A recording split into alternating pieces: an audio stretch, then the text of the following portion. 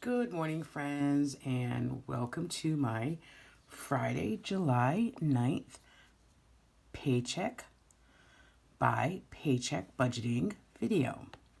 And on my channel, I talk a lot about budgeting, planning, life in general, with a daughter who has CP and now my husband who got into a freak accident a few weeks ago. And it's been a little tough around here, but I'm doing it because that's what we do. Anyways, on to the budget video because that is just much more fun to talk about. So this is the July Budget Mom box set. The most important thing is that you are proud of the change you have brought into your life. And that's the quote for July. If you don't know anything about the Budget Mom, I would recommend going to check out her website, thebudgetmom.com, and looking at all the different resources to help you budget your money and be proud of the changes you bring into your life, financially or other. She also has a free tutorial on budgeting, so don't think that if you're brand new to budgeting, you have to buy it right away. Kind of defeats the purpose. Find out where you are financially, start tracking, and do the process as you see fit for you. Every budget is personal. Keep that in mind when you watch these videos. You don't compare yourself. My income is different than your income. I live in a different state. My groceries and my expenses are a different cost than yours. I'm just showing you, I show these videos to keep myself accountable, but also to show you what you can do, how to save a little extra.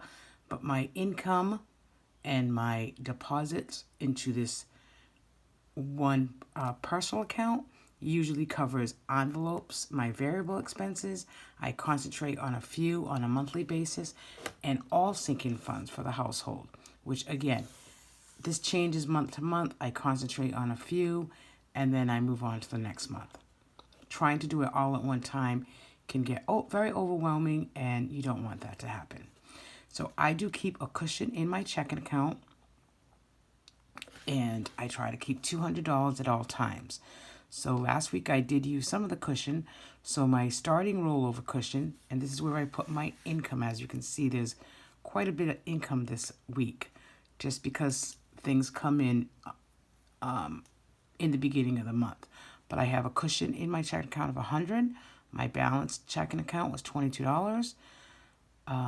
My income from my paycheck, I did work some overtime last week, so it was paid this week, is here. I do get some assistance with my health insurance.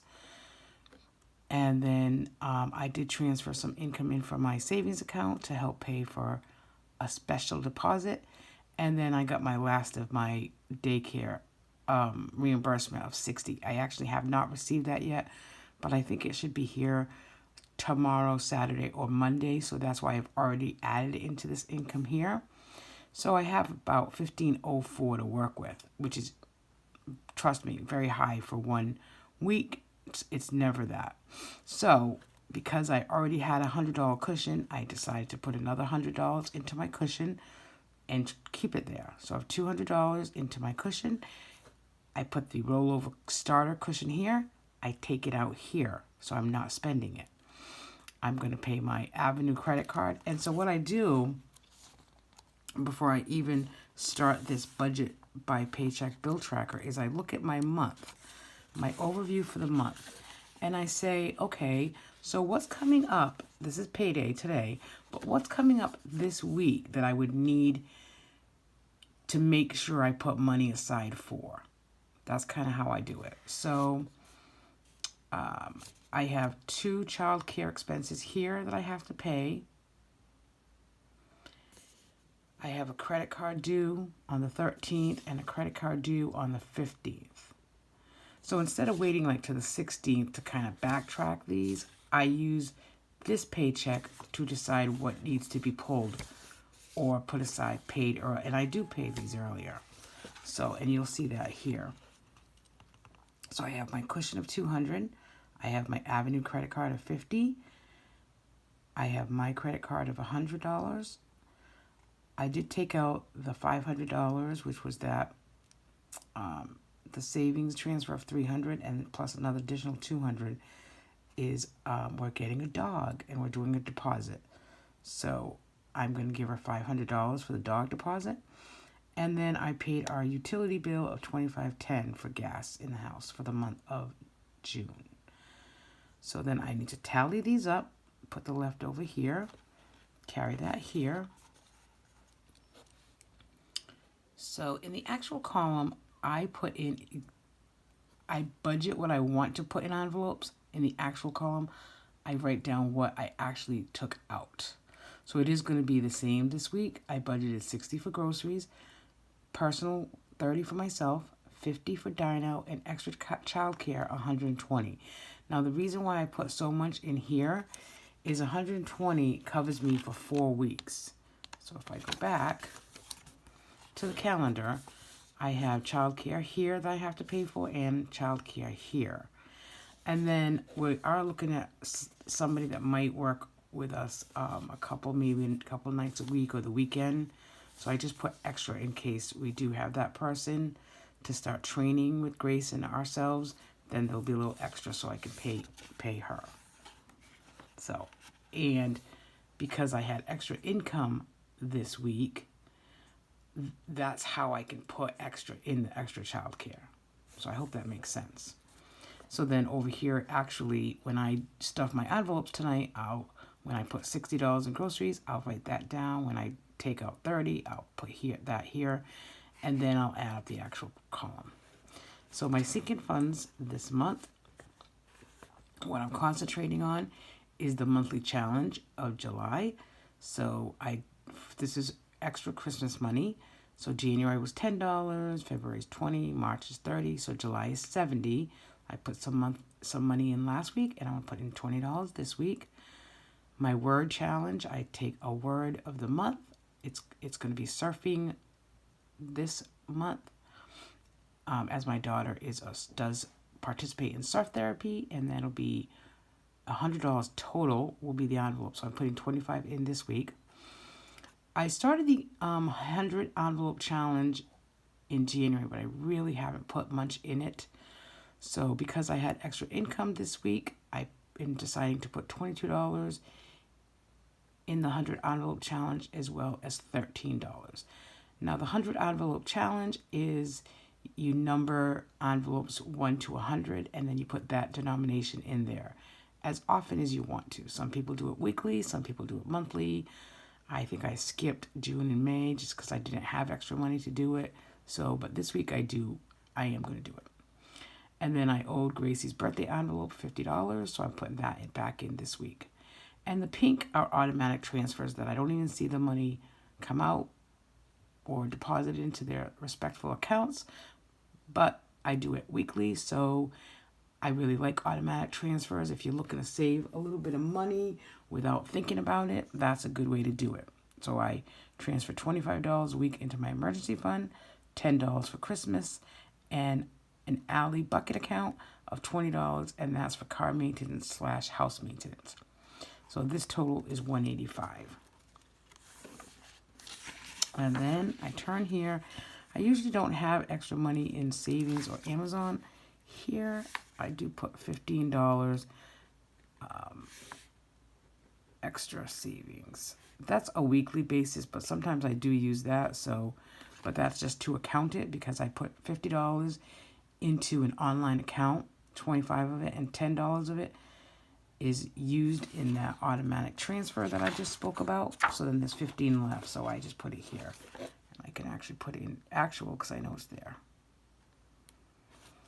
And then I am paying an extra $50 on my Amazon credit card. I like to pay credit cards weekly if I can, even $25 a week. It just brings your credit card down, and then I do make the automatic payment that gets paid monthly. So I did put that there.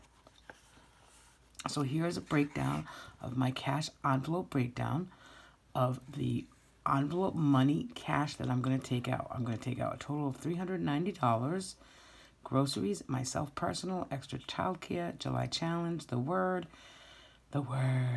dine out, 100 envelope challenges, and then Gracie's birthday, IOU.